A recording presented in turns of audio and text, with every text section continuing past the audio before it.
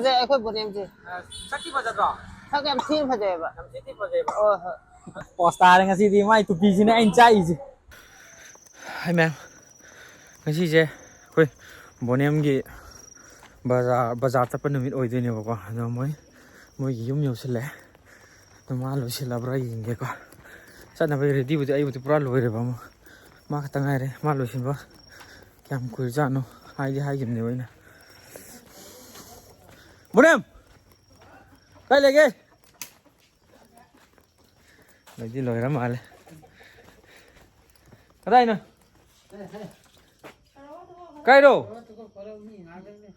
ꯑꯁ ꯁꯤꯗ ꯊꯣꯛꯂꯛꯑꯦ ꯅꯪ ꯗ꯭ꯔꯦꯁ ꯑꯗꯨꯅ ꯂꯣꯏꯔꯕꯣ ꯌꯥꯔꯦ ꯑꯗꯨꯗꯤ ꯆꯠꯂꯁꯤꯅꯦ ꯒꯥꯔꯤ ꯅꯪ ꯊꯧꯗꯣꯏꯔꯣ ꯑꯩꯈꯣꯏ ꯂꯣꯏꯁꯤꯜꯂꯦ ꯑꯁ ꯀꯣꯟꯕꯒ ꯌꯥꯗ꯭ꯔꯦꯅꯦ ꯉꯁꯤꯗꯤ ꯏꯇꯤ ꯆꯥꯎꯈ꯭ꯔꯦ ꯀꯣꯜꯂꯛꯀꯅꯨꯒ ꯍꯥꯏꯔꯤꯌꯦ ꯒꯥꯔꯤꯗꯣ ꯅꯪ ꯊꯧꯔꯛꯑꯣꯀꯣ ꯑꯗꯨꯗꯤ ꯑꯩ ꯒꯥꯔꯤ ꯌꯥꯗ꯭ꯔꯦꯕ ꯑꯗꯣ ꯃꯣꯏ ꯕꯣꯅꯦꯝꯒꯤ ꯒꯥꯔꯤꯗ ꯑꯣꯏꯅ ꯆꯠꯂꯒꯦ ꯀꯩ ꯒꯥꯔꯤꯅꯣ ꯁꯤꯕꯣ ꯃꯥꯁꯇꯔ ꯍꯥꯏꯔꯣ ꯍꯣꯃꯣꯒꯤ ꯒꯥꯔꯤꯅꯦ ꯁꯤꯗ ꯑꯣꯏꯅ ꯆꯠꯂꯒꯦ ꯐꯔꯦ ꯑꯗꯨꯗꯤ ꯃꯌꯥꯝ ꯂꯝꯕꯤ ꯖꯔꯅꯤꯗꯨꯁꯨ ꯃꯇꯦꯛ ꯍꯥꯄꯛꯀꯦꯕꯀꯣ ꯆꯠꯂꯨꯔꯒꯦ ꯑꯗꯨꯒ ꯕꯖꯥꯔ ꯇꯧꯔꯒ ꯃꯥꯒꯤ ꯕꯖꯥꯔ ꯆꯠꯂꯨꯔꯒ ꯌꯧꯔꯨꯔꯒ ꯃꯥꯒꯤ ꯔꯤꯑꯦꯛꯁꯟꯗꯣ ꯀꯃꯥꯏ ꯇꯧꯕꯅꯣ ꯌꯦꯡꯍꯜꯂꯛꯑꯒꯦ ꯅꯠꯇ꯭ꯔꯣ ꯃꯌꯥꯝ ꯑꯗꯨꯗꯤ ꯆꯠꯂꯨꯔꯁꯦ ꯍꯥꯏꯕ꯭ꯔꯣ ꯆꯠꯂꯁꯦꯕ ꯃꯌꯥꯝ ꯒ꯭ꯔꯥꯐꯔ ꯌꯥꯎꯗꯕꯩ ꯈꯤꯇꯪ ꯈꯨꯗꯣꯡ ꯆꯥꯗ꯭ꯔꯥ ꯕꯖꯥꯔ ꯌꯧꯔꯒꯕꯨꯗꯤ ꯑꯩ ꯒ꯭ꯔꯥꯐꯔ ꯂꯥꯛꯑꯅꯦꯕꯀꯣ ꯑꯗꯣ ꯍꯧꯖꯤꯛ ꯀꯩꯅꯣ ꯇꯧꯔꯦ ꯕꯣꯅꯦꯝ ꯏꯕꯥꯅꯤꯁꯦ ꯀꯣꯅꯨꯡ ꯃꯃꯥꯡ ꯌꯧꯔꯛꯑꯦ ꯀꯣꯅꯨꯡ ꯃꯃꯥꯡꯒꯤ ꯃꯅꯤꯡꯒꯤ ꯀꯥꯡꯖꯩꯕꯨꯡꯗꯣ ꯁꯣꯔꯤ ꯍꯇꯥ ꯀꯥꯡꯖꯩꯕꯨꯡ ꯃꯅꯥꯛ ꯌꯧꯁꯤꯜꯂꯛꯑꯦ ꯈꯨꯟꯗꯤ ꯌꯥꯗ꯭ꯔꯦ ꯕꯣꯅꯦꯝ ꯆꯨꯍꯤꯡ ꯊꯛꯈꯤꯁꯤꯔꯥ ꯊꯛꯁꯤ ꯊꯛꯈꯤꯁꯤꯀꯣ ꯊꯛꯁꯤ ꯃꯣꯏꯗꯤ ꯏꯛꯋꯦꯜ ꯑꯣꯏꯗꯣꯏ ꯃꯥꯜꯂꯦ ꯃꯊꯛꯇ ꯑꯃ ꯂꯩꯕꯅꯦ ꯑꯗꯨꯗ ꯊꯛꯄꯁꯤ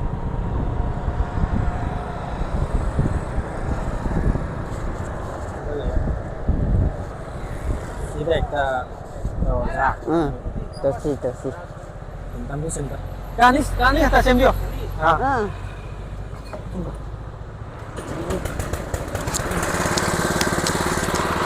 boleh miluk se boleh bazaar kan ada tapi pusna kaya jadi mati kan mungkin deh kok boleh ini pasti anggur rock dari hari ini coba enggak oh iya mungkuk keropok deh kok keropok lima dari hari ini ay setengah berapa ya bro wah lima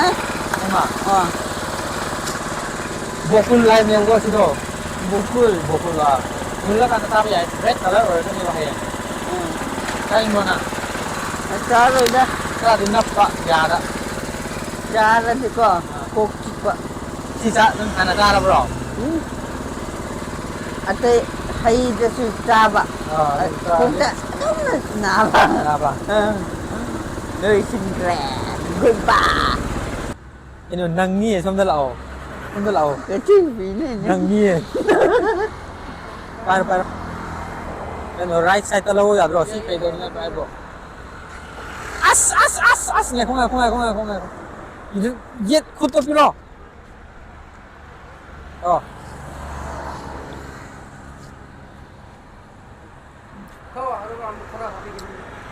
ya deh oh ya kan rapi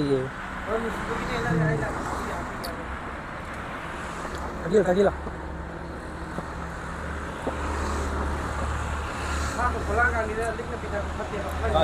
ai dia oh kakaknya sa api ya masih pulang kang ai nyuti thak pane busida kakak gida adu masih di opor tau re khare ni sumil pa idhar khara api ho ya api guys api lo thank you ayo thank you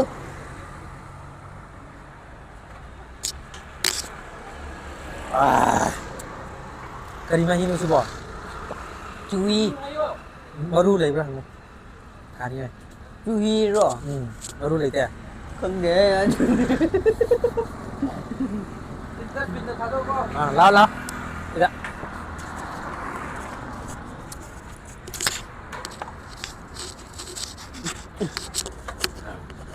자세. 야 봐. 아, 땡큐 땡큐. 가가. 바이바이 tàu không? Bố ba. Bye bye. ꯑꯗꯣꯒꯤ ꯁꯤꯗꯩꯗꯤ ꯑꯃꯨꯛ ꯕꯖꯥꯔ ꯌꯧꯔꯒ ꯇꯧꯔꯒꯦꯕ ꯍꯥꯏꯗꯤ ꯂꯝꯕꯤꯗ ꯒꯥꯔꯤ ꯊꯧꯔꯒ phone ꯄꯥꯏꯕꯒꯤ ꯈꯨꯗꯣꯡꯆꯥꯕꯗꯣ ꯂꯩꯇ꯭ꯔꯦꯕ ꯕꯣꯅꯦꯝꯁꯦ ꯈꯨꯠꯁꯨ ꯈꯔ ꯅꯤꯛꯄ ꯑꯗꯨꯒꯤ ꯐꯣꯟ ꯄꯥꯏꯕ ꯌꯥꯗ꯭ꯔꯦꯕ ꯑꯗꯨ ꯌꯧꯔꯒ ꯎꯠꯆꯔꯒꯦ ꯃꯌꯥꯝ ꯑꯗꯨꯗꯤ ꯆꯠꯂꯨꯔꯁꯦ ꯕꯦꯜ ꯍꯥꯟꯅ ꯂꯩꯔꯁꯦꯀꯣ ꯕꯦꯜ ꯍꯥꯟꯅ ꯌꯦꯡꯁꯦꯕ ꯚꯥꯏ ꯕꯦꯜ दिखा दो बेल बेल सुन जा ले लो के सुन जावा थोड़ा सत्ता वाला चाहिए मोंग क्या सा मोंग चालो दियो सुन जा सुन जावा थोड़ा सत्ता वाला खरा पिपा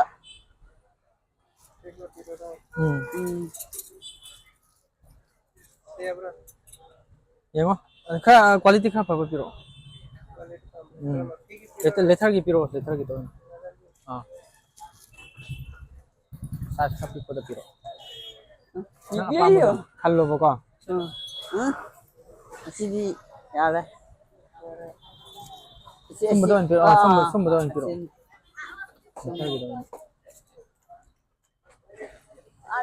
자 하포 예모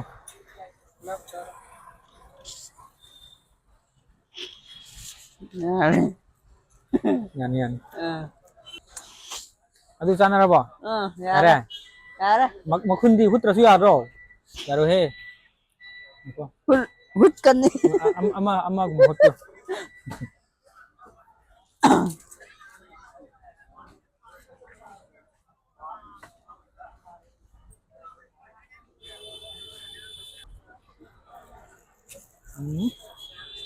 अरे जो कैसे अरे तो कौन का आना कैसे था ai chawa what's dikha do be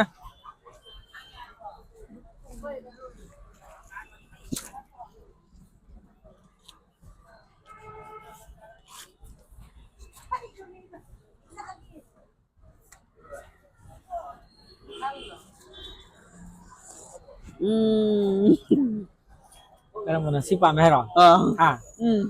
Kitang pabapiro. Quality.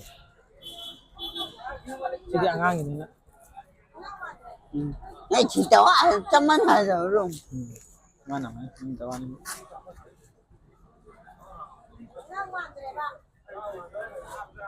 Yung quality kitang pabala ito. Quality pabala dito.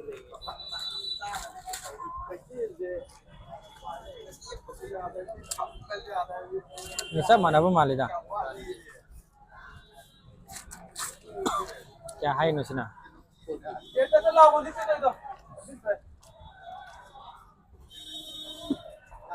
May pamali. Ang namala ko pa. Ano?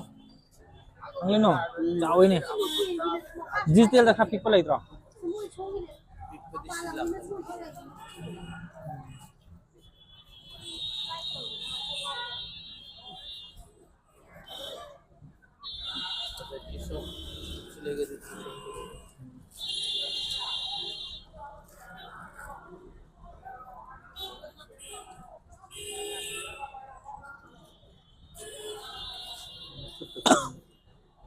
Kan dia dia lu sano. Lu ka sa. Macawa. Apam le ko. Wah, hai ke lu. Kya hai no sina. Mamando chap chabi hai ro ko ai video record ni to je. ठीक है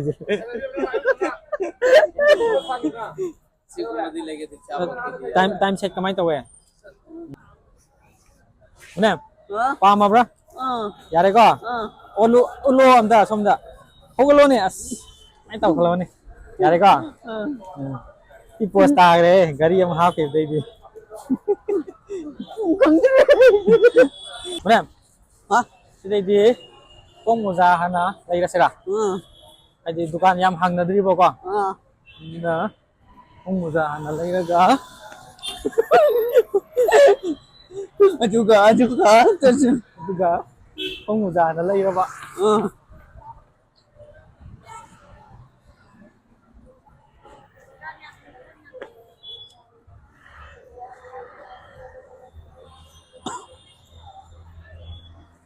nem sabi dia am tinggal di ni, kau tahu tu ni siapa? Tinggal dia. Si manung dia kadi lagi lain nama ni bawa. Sini kau. ที่นี่ล่ะ Oh. โอ้ Ni pamali. Ni นี่ pamali. ล่ะ Oh. Manung sang ose khong bazaar lai ro se lom khong bazaar lai re dana. Aduga Ade Kiron ako kay di bol football son anong ito ni? eh khong bazaar da. Oh. Football sana na ba ko? Khobom yo bidra. Asi pog yo bido. Yun. Kuglu. Khuglu pho yo bido. Nuna nga si bazaar karak pa si nungay bro. Okay to. Nga. Ngay ya. Ayang di kang de. Hayeng gini dana. Kasi nungay ra di hayeng nungay nungay na hay ba lite. Leha uro. Nga ko sila sandal lai. Oh, gan. Ano? Zero. Ate. La. Dạ. Xem mà cần lưu lượng cái sao? Dạ lo. Tin nó thấy đó có. Ha. Muốn. Ni kya gino do? Isi san mang khay. Kilom ta pipiro.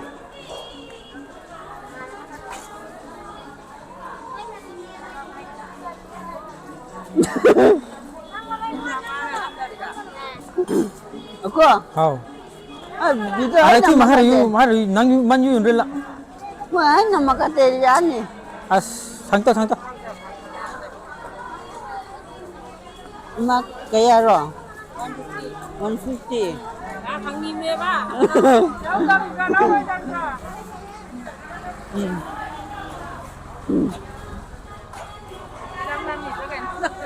Kilom Kilom ta tanggal ne kilo pha bro. Pha bra ba. Yellow di pa kari. Tanggal ba. Yare. Chalo. Amani happy ge. Macam lah. Se nene de pesa piro lao se. Blog ne. Blok. Yare ko. Jam silo. Chalo mune. Keno nang mathak ta mu yeng khale na.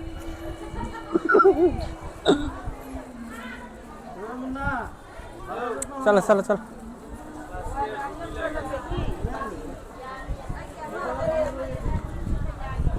Kopi jar khara lai jero kopi thana ba. Tàu cái nơi. Tàu cái nu ba. Tau kanu ba.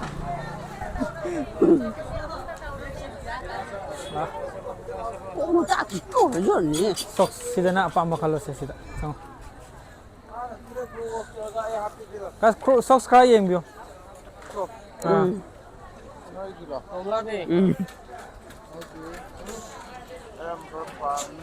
Socks se khobom yo bido lai tra.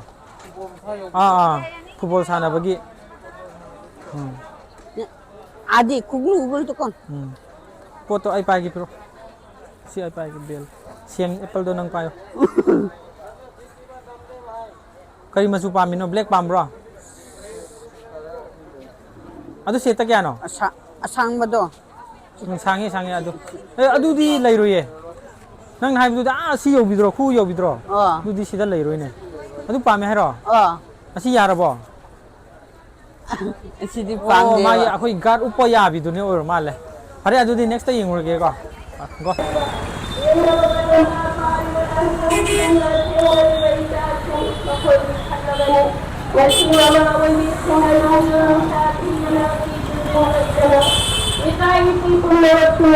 Ne, angam bakra acharam ge ko.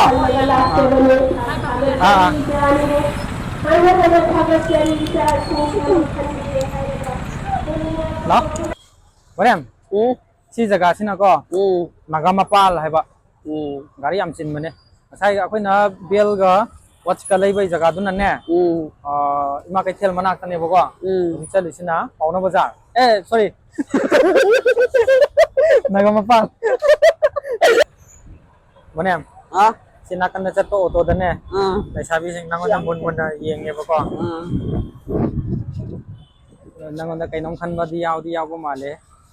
Ai ngon da di yeng ge nangon da ni bo yeng ai do. Ai si yeng ya. Susto. Dulai basala seba. Ya na tro. Sus se kai masu dalai sai no. Angau ba. Warem. Pung kya ta lagi yo. 8 minute 48. 48. Mapan ta to rin. ha ꯑꯗꯨꯗꯤ ꯅꯪ ꯂꯩꯗꯣꯏꯁꯦ ꯈꯔ ꯋꯥꯠꯂꯤꯅꯦ ꯌꯥꯝꯃꯤꯅꯦꯀꯣ ꯂꯩꯕꯗ ꯄꯩꯁꯥ ꯂꯦꯝꯃꯗꯤ ꯂꯩꯁꯥꯕꯤ ꯑꯃꯁꯨ ꯂꯩꯈ꯭ꯔꯁꯤꯔꯣ ꯑꯗꯨꯗꯤ ꯇꯧꯒꯅꯨ ꯃꯤꯅ ꯐꯨꯖꯔꯅꯤ ꯁꯤꯇꯤ ꯄꯣꯁ ꯇꯥꯔꯦ ꯑꯁꯦꯡꯕ ꯆꯅꯤ ꯊꯛꯗꯦ ꯌꯥꯎꯗ꯭ꯔꯁꯨ ꯑꯩ ꯆꯠꯄ ꯄꯥꯝꯃ ꯃꯥ ꯌꯥꯎꯔꯗꯤ ꯊꯛꯗꯦ ꯌꯥꯎꯗ꯭ꯔꯁꯨ ꯅꯝꯕꯔ ꯁꯇꯔꯗꯦ ꯑꯣꯏꯅ ꯌꯥꯔꯦ ꯃꯣꯔꯅꯤꯡ ꯋꯥꯔꯕꯣ ꯈꯔꯗꯤ ꯈꯔꯗꯤ ꯋꯥꯠꯂꯦ ꯈꯔ ꯉꯟꯕꯒꯤꯀꯣ ꯗꯨꯀꯥꯟꯁꯦ ꯍꯥꯡꯕ ꯈꯔ ꯋꯥꯠꯂꯦ ꯑꯗꯨ ꯗ꯭ꯔꯦꯁꯇ ꯍꯥꯟꯅ ꯆꯠꯂꯨꯔꯁꯦ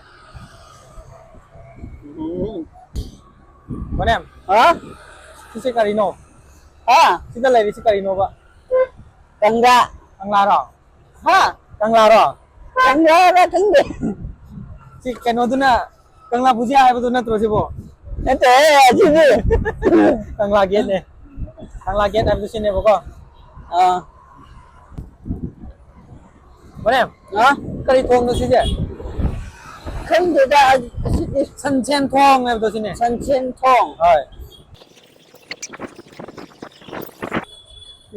그래도 후회 진짜 늦은 아니지.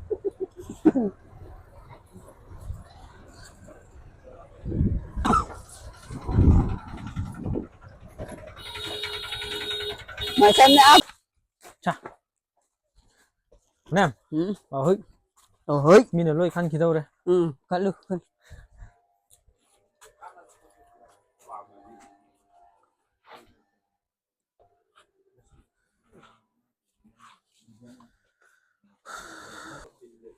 Si lấy cái gì à? Tăng chăng không? Đấy. À, bắt bắt một.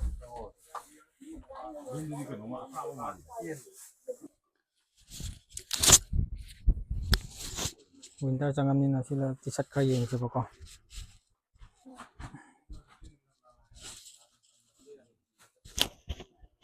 Chun pi dama lagi ni ako. Kita pi.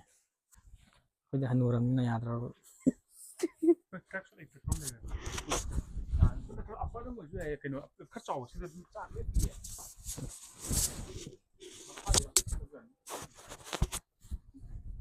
Sorpun bra. Suit की डबल एक्सएल तो शानी की ना डबल लेकर बस सुट का Cái nọ tôm đây yang chun. Chỉ là cái. Mà tao tao thôn này. Masara, si me parece ko. Esa pidri. Si peking am tao. Jinse cái nó tao rồi. Mà chủ đó mà dark tăng tạo với bạn này.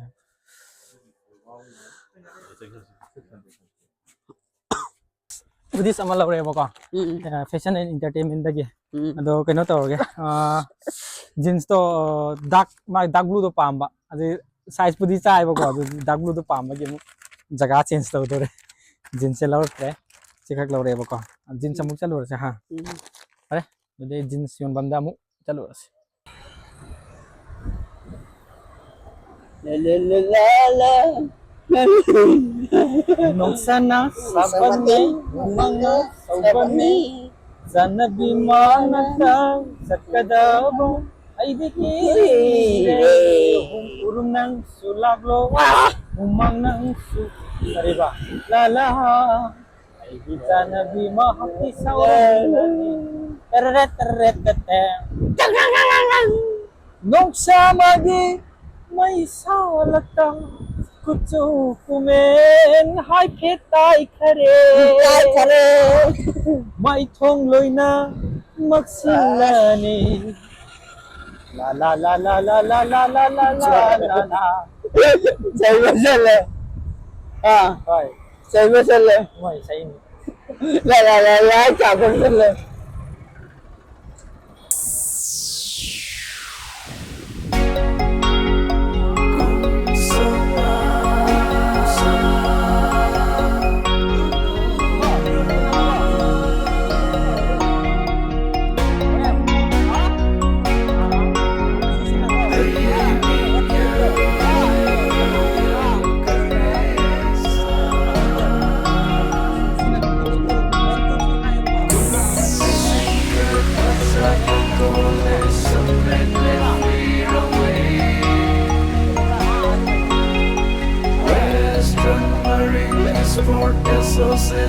Sayang love menurutiku Sama murni Tuhan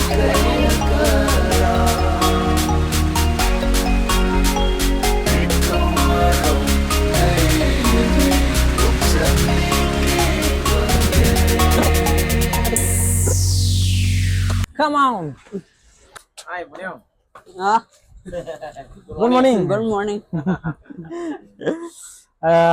Jeans jeans the Jeans. 28 tay yang lagi. Pame ko.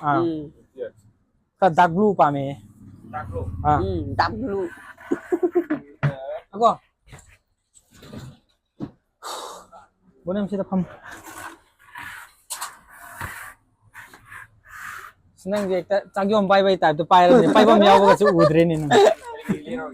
Amma hudi sama khak law re. Ha. Na no am yaw re pha za dam.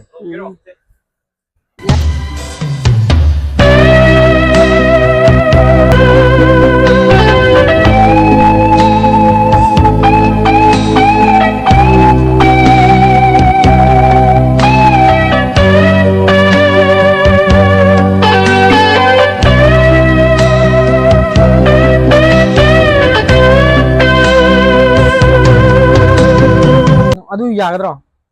Ai ko yeng ko. Ya, Ko mo jada man ol hoy nang asida sila asom na di sila tungaroy kay ro. Si Singapore da si yaw ni ba? Ang ba? Sida Singapore asoi phau yaw ni. Yare Makan pam de. Kara pame. aswarya pamra. Aswarya. Bonem. Bonem pamya. Bonem na ngaw ni. Bonem na mo bonem na ngaw sila di.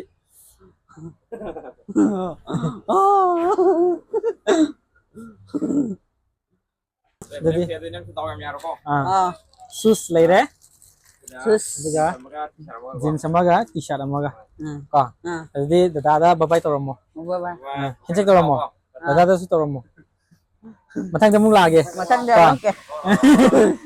Bonem. Ha? Kita jangan ha. Sida nang apa amba tupi khandaro. Sil lay lagi. Siuna. Yung. Size ti agadro. Yara. Hey, ko mi he. Kum na su yara. Om si di sim ta try to si dam lai pa ma. Sa. Mana? Am ta po. Sile. Si sille ba. Adu si yeng de register yaw ba ni. Pare adu yeng sira do. Ha. Yara. Yeng one som da de. Yar bra. Adu di pra army ni manang to de sia. Natro. Okay. Bonem. Nang na pam jaba loi thung he ko ngasi de. Dress sure. Phone di amade. Phone di muk saving hawra ni phone lai ba di de ko. Adu ngasi nang army gi to PM di phangye ba. Post da re jeng ba. Ko di lai hawre ai ju sim tang upsin ge da. Nang ga mana na ba. Si pesa piram da di cheng da. Ha. Ado tamo to ko. Maman to kaya ano hang ko. Kamu Maman 150. 150. Yaram na to. Yara ay tumme. Yaram na to na si pami ko. Yara ko. Yara. Tamo dudi haidoge next time tamo changage ko. Ai gi bag se si khoi tamo na sponsor tawgi ba bag ne ba ko. Matam du da ise 10k yaudri. 5 su yaudri ne dukan da. 4k kitang hel ai ning ba ko. Dasi tamo da lai gi ba bag tu ne mayam na kai da yon ge na hang do. Hojikti pochi si lag de ko si ja. Tamo da lau gi na du jaga bu di hairam ge ba ko. Tamo je pot maman jo dum kai ju hen na hai dam ne jo mayam jo changbiro sigi laima shopping gali duda tangaga dum uro tamo akoi tamo di kitang kirai tanglap lai bane ba ko. Mayam dum changbiro ai bag se mon de sponsor mana sponsor to biro ko ne ba ko. Ado ano bo pistu lag de sina loire na hai ba ko. Irang phara di chen biramo ai amat anga special oina khakiramo ko man lai ba ko. Pare haidoge next time damu tangagi ko. Bye bye. Bye. Okay. Pare haidoge ko dia. Haidore adu di hojik se Kay janin ge. Ha, Kay janin ge ba. ay di tal. Hey, hujik titan phangaroi nang su. Indang wairam oire. Idang nang pam jabado. Atopa kari sa sige do. Kay cha sige. Adon chal. Kay janin ge do hairo.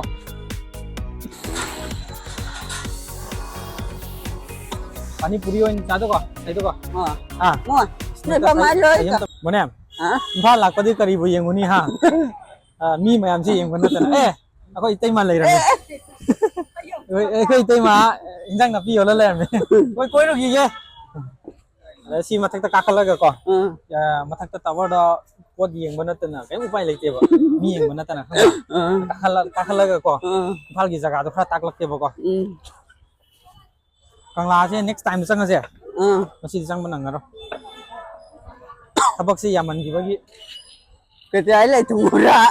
Bonem se hojik Imphal manungi khwai atong mo da kakale ko. Khwai atong mo da kakale duga kai jak ge. Wa bro. Wadi. Wa de ba. Ai. Sido na.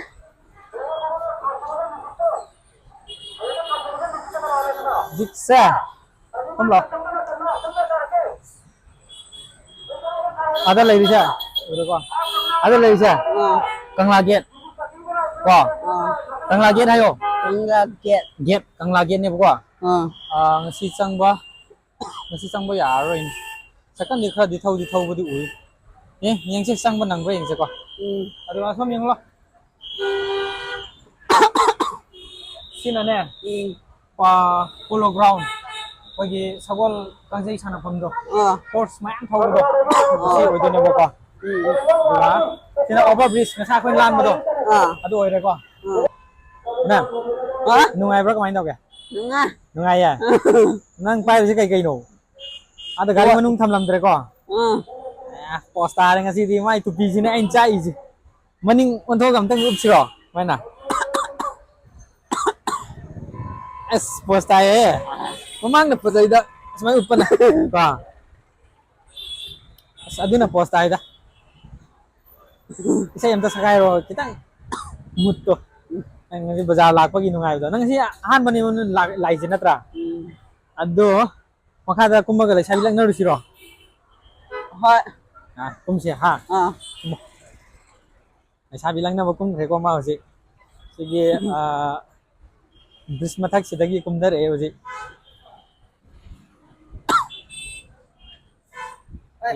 Hai. Bonem marketing chalu bane. Kiron ha lai ra. Ai wang kem lagi. Oh. Chal bane. Hoi hoi. Hoi hoi Pare. Koi ro gi. Hoi hoi. Bai chalu ki ko. Go. Go. Posta re view di. Tu gi tau bro. Apa dem? Tu gi tau bro ba. Sat pa do. Hai ra sat pa do na. Kha thuna ko mo kha thuna. Mi am singale lum ma di ore je phong si tek la di mai tau ba. Không chơi. Sang de ba. Tik ra di tik le. Mi angang ice cream cha la ko to muk tu ni. Somna. Bonem. Pani puri yang dah orang Momo yang dah orang kewa. Ma pani puri cani ni, am just pizza gi. Momo cah siro, pani puri cah siro. Kari cah sige. Na apa mbak? Momo yang cah siro. Nang apa mbak? Momo yang cah siro, ngai ngam roi. Lepas. Ya kau bonem ni, kece am tahu. Min yung ngai lo. Min yung ngai. Nang gimamin. Ay gimamin, kulay boy. Kari kundar dong. Citi ke. Kau bonem je masa kau jabra. Fajar aku bonem je. Sakti masa jabra. Sak am tin fajar ba. Citi masa jabra.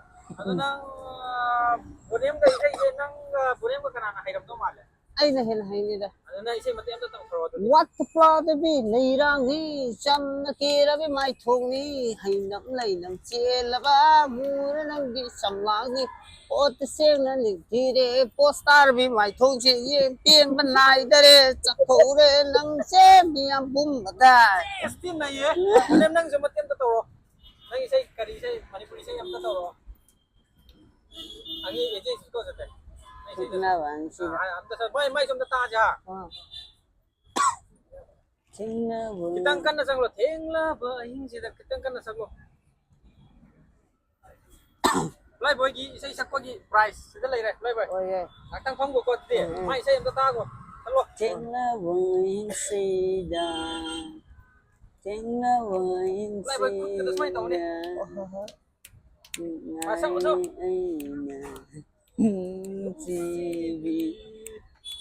ꯃꯇꯦꯡ ꯈꯔ ꯇꯧꯔꯒꯦꯕ ꯍꯣꯔꯦ ꯑꯗꯨꯗꯤ next ꯇꯥꯏꯝꯗ ꯑꯃꯨꯛ ꯊꯦꯡꯅꯁꯤꯀꯣ ꯊꯦꯡꯅꯁꯤ ꯍꯣꯏ ꯏꯇꯥꯎ ꯁꯤ ꯂꯧꯍꯧꯈꯤꯒꯦ ꯌꯥꯔꯣꯏ ꯑꯩꯈꯣꯏ ꯑꯗꯨꯗꯤ ꯑꯁꯣꯝꯗ ꯆꯥꯔꯖ ꯇꯧꯈ꯭ꯔꯦꯕ ꯀꯩꯅꯣ ꯁꯤꯔꯣ ꯑꯣ ꯀꯔꯤꯅꯣ ꯈꯪꯗꯦ ꯇꯜꯂꯦ ꯂꯨꯄꯥ 20 ꯃꯥꯏꯛꯔꯣꯐꯣꯟ ꯄꯨꯈ꯭ꯔꯗꯤ ꯑꯩ ꯃꯥꯡꯉꯦ ꯈꯨꯠꯂꯥꯏ ꯃꯣꯏꯁꯦ ꯕꯦꯔꯥꯅꯤ ꯃꯥꯏꯛꯔꯣꯐꯣꯟ ꯄꯨꯒꯦ ꯇꯧꯋꯦ ꯑꯁ ꯇꯜꯂꯦꯗ ꯃꯥ ꯃꯤꯅꯤ ꯆꯤꯟꯅ ꯇꯧ ꯈꯨꯠꯂꯥꯏ ꯕꯣꯏ ꯏꯁꯩ ꯁꯛꯍꯜꯂꯒ ꯃꯥꯏꯛꯔꯣꯐꯣꯟ ꯄꯨꯈꯤꯒꯦ ꯇꯧꯋꯦ ꯍꯣꯏ ꯉꯥꯏꯈꯣ ꯌꯥꯔꯣꯏ ꯃꯥꯅ ꯈꯜꯂꯤꯁꯦ ꯃꯥꯏ ꯆꯨꯔꯨꯞꯇꯣ ꯃꯨꯟꯒꯅꯤꯅ ꯈꯟꯕ ꯊꯦꯡꯛ ꯌꯨ ꯊꯦꯡk you ꯁꯤ ꯅꯪ ꯍꯥꯟꯅ ꯆꯥꯔꯕ꯭ꯔꯥ ꯆꯥꯗ꯭ꯔꯤ ꯆꯥꯗ꯭ꯔꯤꯌꯦ ꯆꯥꯔꯣ ꯄꯨꯂꯞ ꯀꯛꯎꯝ ꯂꯥꯛꯂꯣ ꯀ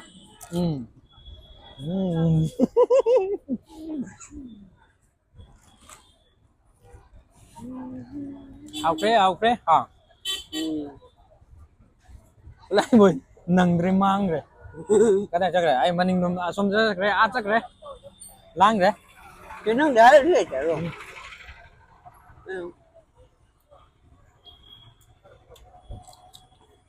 ꯄꯣꯠꯁꯤ ꯇꯥꯔꯝꯃꯤ ꯃꯥ ꯉꯁꯤꯗꯤ ꯇꯟꯗꯟ ꯃꯆꯨꯒ ꯂꯤꯈꯥꯏ ꯐꯨꯔꯤꯠꯀꯗꯤ ꯃꯁꯛꯇꯤ ꯕ꯭ꯂꯦꯛ ꯃꯥꯜꯂꯦ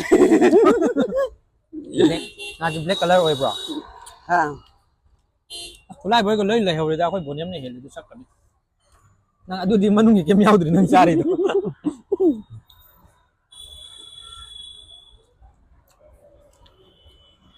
ꯕꯣꯔꯥ ꯑꯃꯇꯪꯒ ꯂꯧꯖꯒꯦ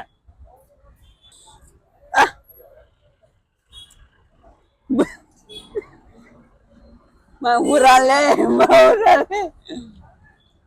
ꯑꯩꯁꯨ ꯑꯗꯨꯝ ꯌꯥꯏꯗ ꯕꯣꯅꯤꯌꯝ ꯊꯤꯕ ꯑꯣꯏꯗꯦꯗ ꯅꯌꯥꯝꯕꯁꯨ ꯌꯥꯏ ꯍꯧꯖꯤꯛꯁꯤꯗ ꯗꯥꯟꯁ ꯇꯧꯊꯠꯅꯔꯗꯤ ꯑꯩꯅ ꯍꯦꯜꯂꯛꯀꯅꯤꯗ ꯇꯧꯒꯅꯨꯍꯦ ꯃꯤꯒꯤ ꯃꯃꯥꯡꯗ ꯃꯤ ꯃꯥꯡꯗ ꯐꯖꯗꯦꯕ ꯍꯥ ꯑꯩꯁꯨ ꯏꯀꯥꯏꯕ ꯏꯁꯩ ꯁꯛꯄꯗꯣ ꯑꯩꯈꯣꯏꯗꯤꯀꯣ ꯁꯨꯃꯥꯏꯅ ꯇꯧꯕ ꯐꯥꯎꯗ ꯄꯣꯁ ꯇꯥꯏ ꯑꯩꯈꯣꯏꯁꯤꯅ ꯀꯩꯅꯣ ꯈꯪꯗꯦ ꯁꯨꯃꯥꯏꯅ ꯇꯧꯕ ꯐꯥꯎ ꯄꯣꯁ ꯇꯥꯏ ꯅꯪꯅ ꯄꯥꯛ ꯍꯦꯜꯂꯣꯏꯕ ꯈꯪꯕ꯭ꯔꯥ ꯑꯗꯨꯒ ꯁꯤꯁꯨ ꯄꯣꯁ ꯇꯥꯅꯤ thank you ꯌꯧꯁꯜꯂꯛꯑꯦ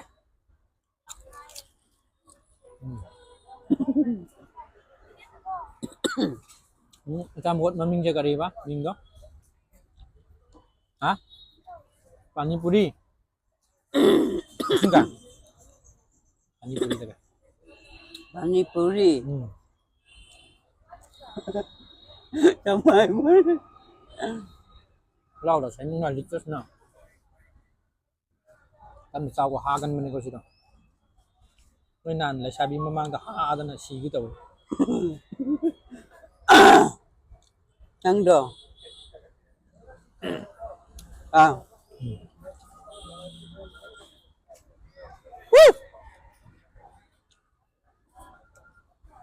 엄마가 하란 뭐 엄마가 얘들아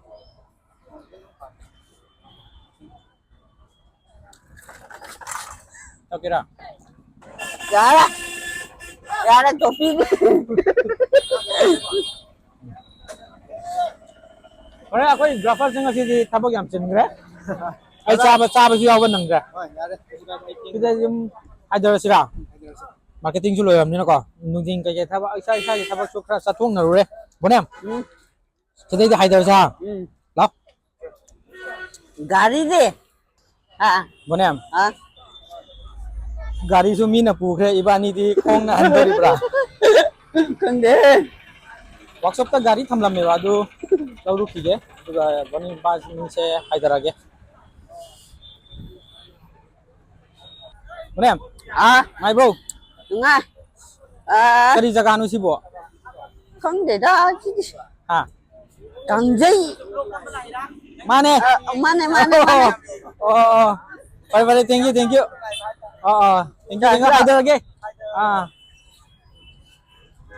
si bonem gi subscriber su yam thing na re ngasi je bonem gi fan yam chau chau thing na re ha ado ai di nang ngasi chamin na ba ki dum ki re da army ni nang gi di tupi ga do apa army gi nong mai yaudri ha nong mai yaudri ba kar yaudri ba nong mai nong mai yaudri ba nong mai do nong mai yum da le yum da ma taw sin la siro koi me ni na tro lupa kun sa lai lupa kun sa kun sa kun hello brother hello ai ma ko na yang ge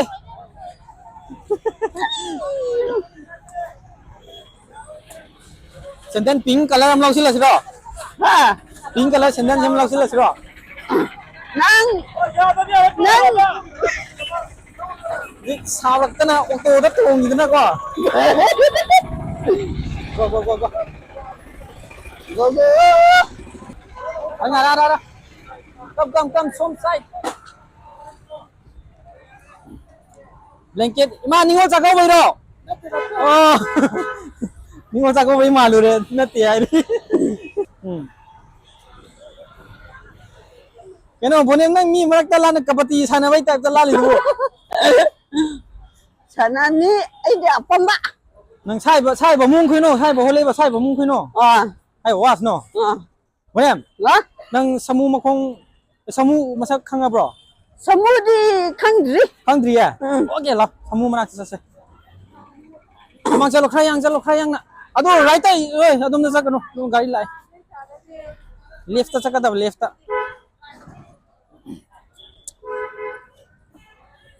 chalo samu manak yau do re kita le se urba kai no sibo samu ha samu samu english tadi sa English the elephant sai है मणिपुरी अखोई मरिंगलोन ने sai ना हाइजिला दे बेरा का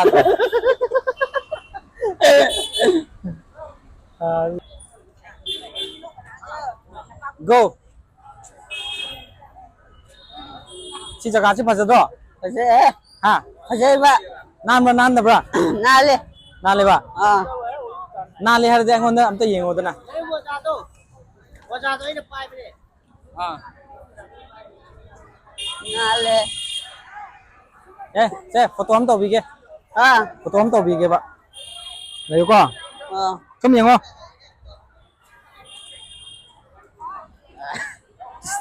this post are kung ga yang hai ko doroge yes go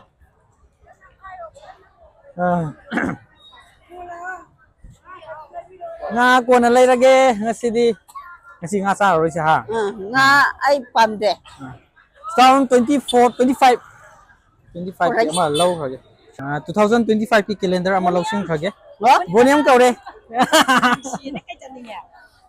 kai janingi ye nang kai janingi momo le da nange apamba momo le benge ko le ima ya pamba hayo president nga reska par boniam mama na nang onda nungsi dana momo lai bire namak na ri yam le kai no du yam loi du bo chi ki blog kan ke nge ni to ko se yeng ni bo na man ne man ne to ko ni ko ba nang bazar lai ba man ko le bi ba lai re free khongrao hayeng hangchit thaglage loi chuna lai re si tupi bau lai gre ngasi tupi le no mai le bi ta da nongmai di ai di pam nga masan pandre ai ri kelam din mama ai di si jame we mo du mana ke pare mama du de hai do ko cái gì nào cái nào bạn sẽ nhìn thấy chỉ là cái mông đại điểm hai ma pare mama na nungsi dana ada chakri mama khaw yan bije oi du ni bo ko do ya halla nu hai adu go bonem nungsi dana ngasi momo su lai bi re du manung changu je ha 맘도래. ไม่ใช่พัสดุ 파제. มัมบุดีมัมมีไก่โนจิมัมมาปะเนี่ย 카라카라 맘매. manungda sidai di mai ngal ro hai do se yum lom do na pang se ko nga mayam ji ung tu 아스. 나 팔라누. la sa se la ko anti je masa khang bro khang de ba bisum dagi 요 다가라 거 이거가. ai hay xem làm đó koi bonem se cd hurin nung dang di kari oine sa sige 그래. hurin nung dang se kai cha sige 산. san nang nan san cha ro ya den 아이 밤에 산디. san namuk pam khale ba san namuk taw ro se ha di cd nung dang di san oine taw se aduna la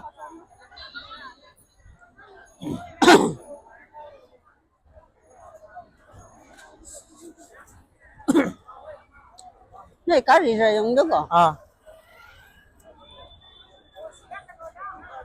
salase ko adudi ma'am sidai di haidarage marketing su loire ado nungdin su yam ka hena sang na budi koi dre ngasi je thaba to pasu khra lai gi bagi ko ado ngasi gi oina di jik jum haidarani boko yum haidaraga yum yoraga ore magi firon unboxing to bisu ma hapchara ge ko ma'am ado di yum salase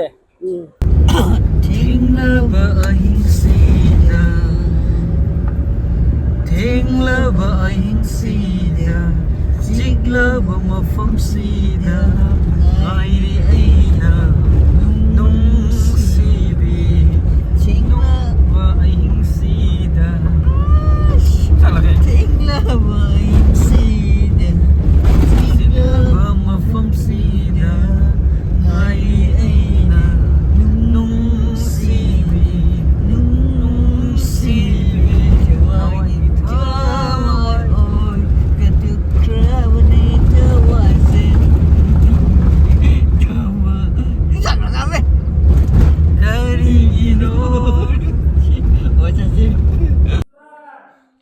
mày em khơi gì yêu nhiều rồi con điều đấy lấy qua post xây dựng đang show tàu rồi sao chúng ta lão xin lấy đấy mày em con su đây gì mày là lấy đấy con fruit lấy đấy aduga khongrau jeans lấy đấy hoodies lấy đấy socks lấy đấy aduga cap lấy đấy aduga khungup lấy đấy con aduga bell đó bell xin đây không ngani nghe không bell cái sắc bell xin lấy đấy con 거리수. ok gari su đây đi lấy đấy con lời đấy. adudi hojik amamam lo tho yeng ase ha adudi se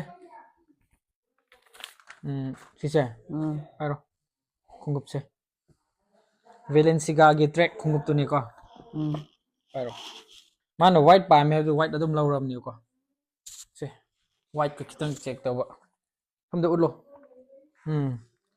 wang mal le yari ko kajai khungup chap cha bane mon size su ko si le re aduga cap ting size su upudi upe ko to uplo se upsilo wow mai tau silo ni kra se post kra tau ni talle nang jidi bell ding nang size yang dai ne huchu hutlap dai ne che bell le re ko bell do yare bell di utrasu yare aduga hoodies jogging se aku ko thamkro yare thamkro langsing kru no horen chem chini ye hoodies to asmaina factoro ne asmaina hai te nang sidi asengba talle stupi da pai no sida payo sida amana asom pabum da payo yes adu yare ko maning on thoro maning da print yaw bari nang print ga sai pam bai law do okay ꯁꯤ ꯂꯩꯔꯦ Carfields ꯍꯥꯏꯕꯅꯤ welcome to Carfields ꯍꯥꯏꯀꯣ perfect pasta on every fork ꯍꯥꯏꯕꯀꯣ ꯐꯖꯩꯌꯦ ꯑꯗꯨꯝ ꯂꯩꯔꯦ ꯑꯗꯨꯒ ꯃꯊꯪꯗꯤ ꯐꯨꯔꯤꯠ ꯇꯤ-ꯁꯔꯠ ꯆꯤꯡꯈꯠꯂꯣ ꯇꯤ-ꯁꯔꯠꯁꯤ ꯅꯨꯡꯗꯥꯡꯗ ꯉꯥꯟꯕꯤꯅꯤꯀꯣ ꯆꯤꯡꯈꯠꯂꯣ ꯀꯤꯕ꯭ꯔꯣ ꯆꯤꯡꯈꯠꯂꯣ ꯍꯥꯏꯕꯅꯤ ꯀꯩꯅꯣꯅꯤ Nati.ꯉꯁꯥꯏ ꯑꯗꯨꯃꯥꯏꯅ ꯄꯥꯏꯌꯣ ꯑꯩꯅ ꯍꯥꯏꯕ ꯑꯗꯨꯃꯥꯏꯅ ꯁꯣꯝꯗ ꯑꯣꯟꯊꯣꯔꯛꯑꯣ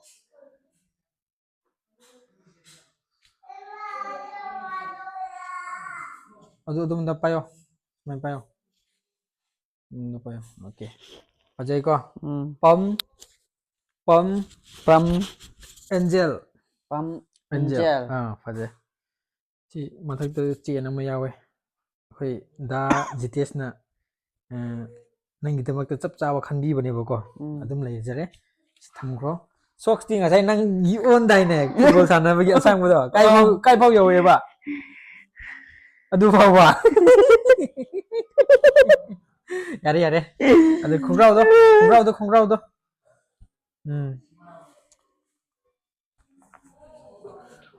ꯋꯥꯎ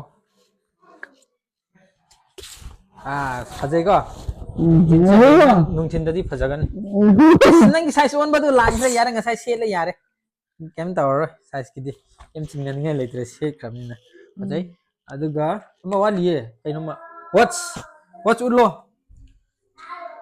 ꯍꯧꯖꯤꯛ ꯄꯨꯡ ꯀꯌꯥ ꯇꯥꯔꯦ Pung 34 34. 35 ꯆꯠꯀꯗꯧꯔꯦꯀꯣ ꯃꯌꯥꯝ ꯉꯁꯤ ꯕꯖꯥꯔ ꯆꯠꯄ ꯅꯨꯡꯉꯥꯏꯕ꯭ꯔꯥ ꯅꯨꯡꯉꯥꯏꯇꯕ꯭ꯔꯥ ꯍꯥꯏꯌꯣ Nga. ꯌꯥꯝ ꯅꯨꯡꯉꯥꯏꯕ ꯌꯥꯝ ꯅꯨꯡꯉꯥꯏꯒꯦ ꯑꯍꯥꯟꯕ ꯕꯖꯥꯔ ꯆꯠꯄꯅꯤꯅꯀꯣ First study. Nanga unadaba. ꯑꯗꯨꯒ ꯀꯣ ꯑꯩꯒꯤꯗꯃꯛ ꯑꯩꯒꯤ ꯗ꯭ꯔꯦꯁ ꯂꯩꯕꯒꯤ ꯃꯇꯦꯡ ꯄꯥꯡꯕꯤꯔꯛꯈꯤꯕꯁꯤꯡꯗꯣ ꯂꯣꯏꯅ ꯊꯦꯡꯛ ꯌꯨ ꯍꯥꯏꯈ꯭ꯔꯣ Aigi rest laybi bagi ꯄꯩꯁꯥ ꯄꯤꯔꯛꯄ ꯃꯌꯥꯝ paisa pirapa mayam. Thank you. Thank you all ꯍꯥꯏꯌꯣ Thank you all. Love you all ꯍꯥꯏꯌꯣ Lovely all. Love you all ꯍꯥꯏꯁꯤꯃ ꯂꯚ ꯌꯨ ꯑꯣꯜ ꯍꯥꯏꯌꯣ Katoka. ꯇꯧꯈ꯭ꯔꯦ ꯉꯁꯤꯗꯤ ꯑꯩꯈꯣꯏ ꯕꯣꯅꯦꯝꯒꯤꯗꯃꯛꯇ ꯗ꯭ꯔꯦꯁ ꯂꯩꯕꯗ ꯃꯇꯦꯡ ꯄꯥꯡꯉꯛꯈꯤꯕꯀꯣ ꯃꯤꯡ ꯑꯣꯏꯅ ꯄꯟꯖꯔꯛꯀꯦꯕꯀꯣ ꯑꯍꯥꯟꯕꯗ ꯋꯥꯍꯦꯡꯕꯝ ꯃꯍꯦꯁ ꯑꯩꯈꯣꯏ ꯀꯥꯆꯥꯎꯕ ꯍꯥꯏꯅ ꯈꯪꯅꯕ ꯋꯥꯍꯦꯡꯕꯝ ꯂꯩꯀꯥꯏꯗꯒꯤ ꯑꯩꯈꯣꯏ ꯀꯀꯥꯁꯤꯅꯁꯨ ꯂꯨꯄꯥ 500 ꯃꯇꯦꯡ ꯇꯧꯕꯤꯔꯛꯑꯦꯀꯣ ꯑꯗꯨꯒꯤꯗꯃꯛꯇ ꯈꯨꯕꯥꯛ ꯈꯨꯈ꯭ꯔꯣ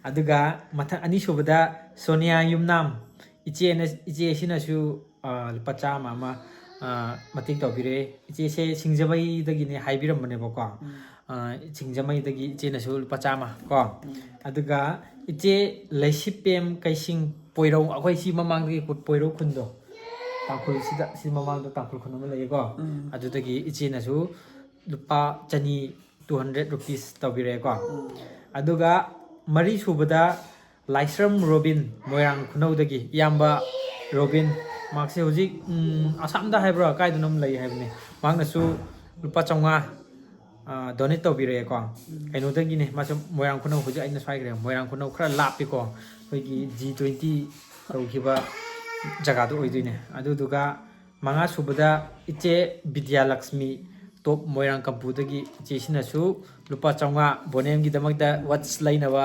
ꯄꯥꯡꯕꯤꯔꯛꯈꯤꯕ ꯏꯆꯦꯅ ꯉꯁꯥꯏ ꯋꯥꯠꯆ ꯂꯩꯕꯗꯣꯀꯣ ꯑꯗꯨꯅꯦ ꯑꯗꯨꯗꯨꯒ 3 ꯁꯨꯕꯗꯅ ꯏꯆꯦ ꯁꯦꯔꯥꯝ ꯆꯟꯆꯟ ꯂꯪꯊꯕꯥꯜꯗꯒꯤ ꯃꯍꯥꯛꯅꯁꯨ ꯂꯨꯄꯥ 200 ꯇꯧꯕꯤꯔꯛꯑꯦꯀꯣ ꯒ꯭ꯔꯨꯞꯁꯤꯗꯗꯤ ꯑꯩꯅ ꯂꯤꯁ ꯁꯦꯝꯃꯛꯄꯗ ꯁꯦꯔꯦꯜꯕꯨꯗꯤ ꯈꯔ ꯀꯥꯏꯈ꯭ꯔꯦ ꯏꯍꯥꯟ ꯍꯥꯟꯅ ꯇꯧꯕꯤꯔꯛꯈꯤꯕꯁꯦ ꯏꯆꯦ ꯆꯟꯆꯟꯁꯤꯅ ꯑꯣꯏꯗꯣꯏꯅꯦꯕꯀꯣ ꯑꯩꯒꯤ ꯁ꯭ꯀ꯭ꯔꯤꯟ ꯁꯣꯠꯇ ꯃꯥꯅ ꯐꯥꯔꯁꯇ ꯂꯩꯔꯝꯃꯦꯕꯀꯣ ꯇꯧꯕꯤꯔꯛꯈꯤꯕ ꯃꯌꯥꯝ ꯄꯨꯟꯅ ꯇꯣꯇꯦꯜꯗ 1900 ꯕꯣꯅꯦꯝꯒꯤꯗꯃꯛꯇ ꯃꯇꯦꯡ ꯇꯧꯕꯤꯔꯛꯈꯤꯕꯅꯦꯕꯀꯣ ꯑꯗꯣ ꯉꯁꯤꯒꯤ ꯂꯩꯈꯤꯕ ꯑꯥꯏꯇꯦꯝꯁꯤꯡꯁꯤꯅ ꯁꯨꯁ ꯖꯣꯒꯤꯡ ꯋꯥꯠꯆ ꯑꯗꯨꯒ ꯕꯦꯜ ꯑꯗꯨꯒ ꯖꯤꯟꯁ ꯇꯨꯄꯤ ꯁꯣꯛꯁ ꯀꯣ ꯅꯦꯛꯁꯀꯤ ꯁꯦꯚꯤꯡ ꯑꯃꯨꯛ ꯍꯧꯔꯁꯦꯀꯣ ꯅꯦꯛꯁꯀꯤ ꯁꯦꯚꯤꯡꯗꯤ ꯅꯪ ꯄꯣꯠ ꯆꯩ ꯌꯣꯟꯕ꯭ꯔꯥ ꯈꯣꯠꯄ꯭ꯔꯥ ꯇꯧꯕ ꯇꯥꯔꯦ ꯇꯧꯔꯒ ꯃꯥꯒꯤ ꯐꯣꯟ ꯑꯃꯗꯤ ꯂꯩꯗꯕ ꯌꯥꯗ꯭ꯔꯦ ꯑꯗꯨꯗꯨꯅ ꯉꯁꯤꯗꯒꯤ ꯐꯣꯟ ꯂꯩꯅꯕ ꯄꯩꯁా ꯇꯥꯟꯕ ꯍꯧꯔꯅꯤ ꯅꯠꯇ꯭ꯔꯥ ꯐꯔꯦ ꯑꯗꯨꯗꯤ ꯄꯥꯡꯕꯤꯈꯤꯕ ꯃꯌꯥꯝꯕꯨ ꯍꯟꯅ ꯊꯥꯒꯠꯄ ꯐꯣꯡꯗꯣꯛꯆꯔꯤ ꯊꯦꯡꯛ ꯌꯨ ꯑꯣꯜ ꯇꯧꯁꯤꯜꯂꯣ Thank you. Bye bye. Thank you bye bye ꯅꯠꯇꯦ ꯊꯦꯡꯛ ꯌꯨ ꯑꯣꯜ ꯇꯧ ꯍꯥꯏꯕꯅꯦ Thank you all. ꯉꯁꯤ ꯕꯣꯅꯦꯝꯒꯤꯗꯃꯛꯇ ꯄꯥꯡꯕꯤꯔꯛꯈꯤꯕ ꯄꯨꯝꯅꯃꯛꯄꯨ ꯕꯣꯅꯦꯝꯅ ꯊꯦꯡꯛ ꯌꯨ ꯑꯣꯏꯅ ꯏꯀꯥꯏ ꯅꯣꯂꯨꯛꯄ ꯎꯠꯆꯔꯤꯀꯣ ꯐꯔꯦ ꯑꯗꯨꯗꯤ ꯃꯈꯥ ꯇꯥꯕ ꯚꯤꯗꯤꯑꯣ ꯑꯃꯨꯛ ꯀꯟꯇꯤꯅ꯭ꯌꯨ ꯇꯧꯔꯁꯤꯀꯣ Bye bye.